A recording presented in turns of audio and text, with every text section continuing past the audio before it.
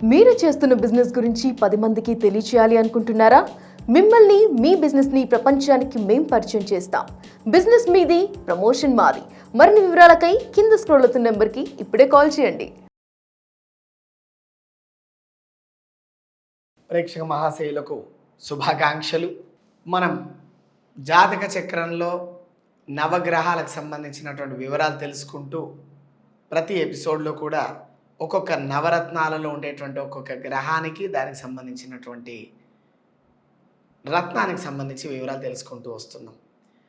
ఇక ఇప్పటి కార్యక్రమంలో ఈ రోజుగా మనం మాట్లాడేటువంటిది శుక్రగ్రహం.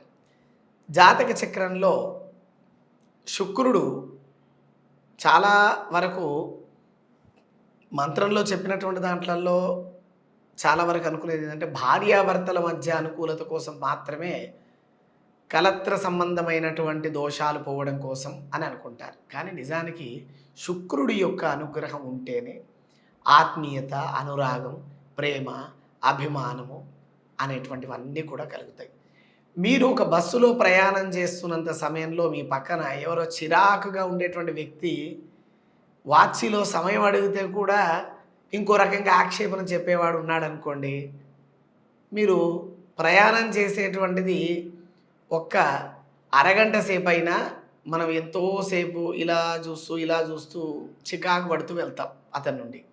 అదే కనుక ఆత్మీయంగా మాట్లాడేటువంటి వాళ్ళు వాళ్ళ వివరాలను ఒకరినొకరు తెలుసుకుంటూ విషయంగా చక్కగా మాట్లాడుకుంటున్నాం అంటే కనుక అది 4 గంటల సమయం అయినా సరే అరగంటలో గడిచిపోయినట్టుగా ఉంటుంది. ఆ విషయం ఈ విషయం తెలుసుకుంటూ చూస్తుండగానే మనం దిగాల్సినటువంటి స్టేజ్ వచ్చేసిందండి అనుకుంటూ చక్కగా నవ్వుకుంటూ దిగిపోతారు, ఏ విధమైనటువంటి అలసట, ఏ బడలిక లేకుండా. దీనికి కారణం శుక్రుడి యొక్క అనుగ్రహమే.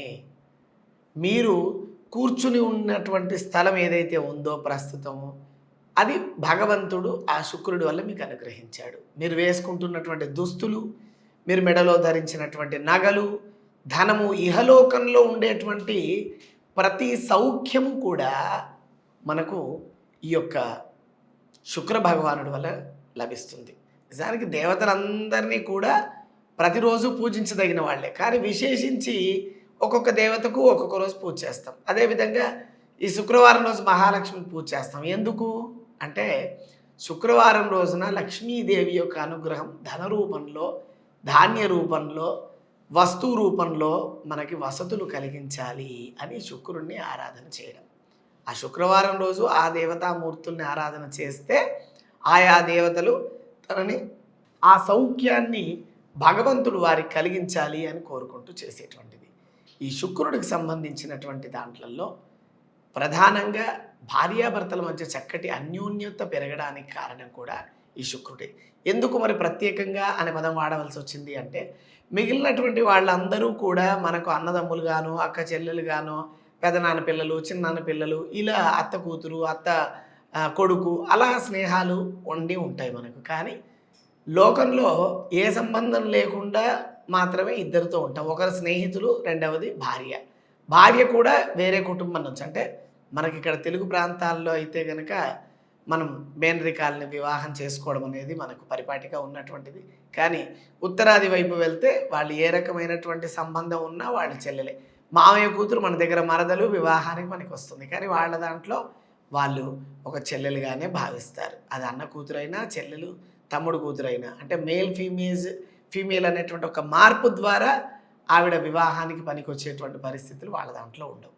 అంటే సప్తమ స్థానాన్ని అనుసరించి మనకు సప్తమం అంటే social relations and non blood relative అని చెప్పి కూడా శాస్త్రంలోనే చెప్పబడుతుంది. నిజానికి ఈ వివాహాల విషయంగా వచ్చినప్పుడు మాత్రము సప్తమ స్థానంలో ఉండేటువంటి non blood relative of all relations comes under the 7th house.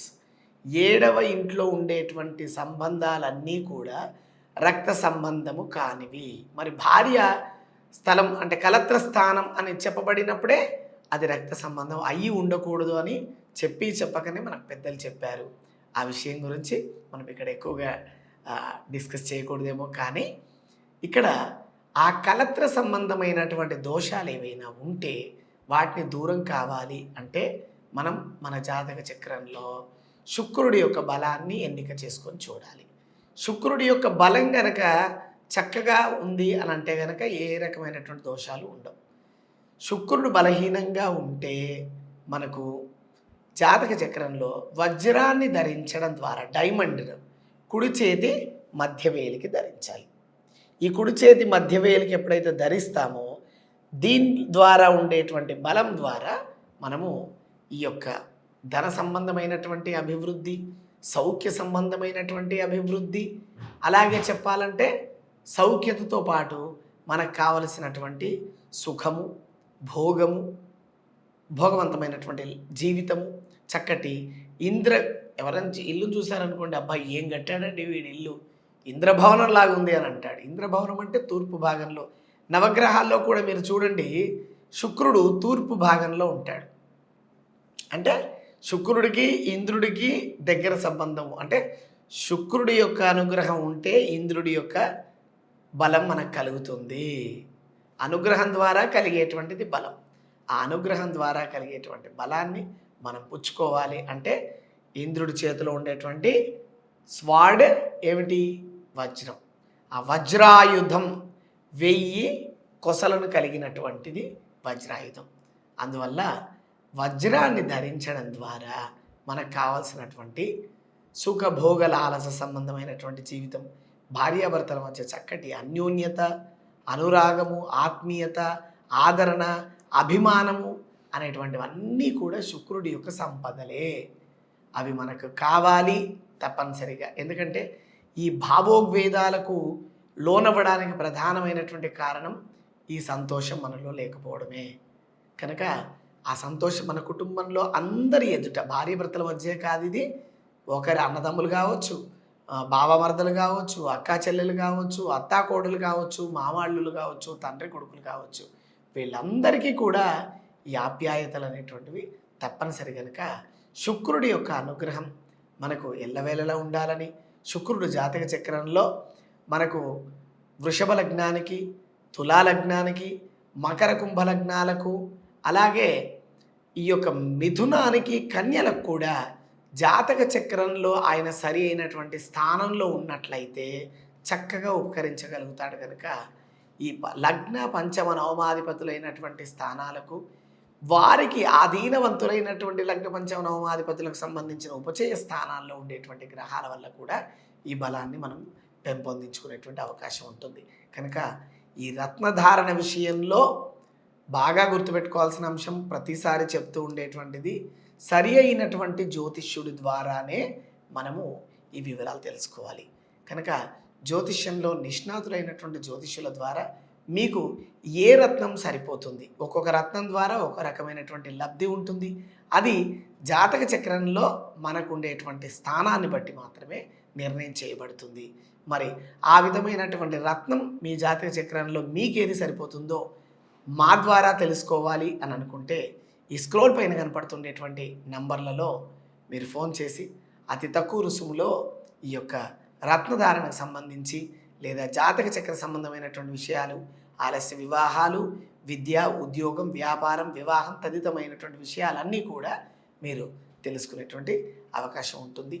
అందరూ కూడా చక్కగా అభివృద్ధి పదంలో నడవాలని కోసమే మన జ్యోతిష్ శాస్త్రం ఉంది అని మరోసారి గుర్తు చేస్తూ అందరికీ సర్వేజన సుఖినో భవంతు.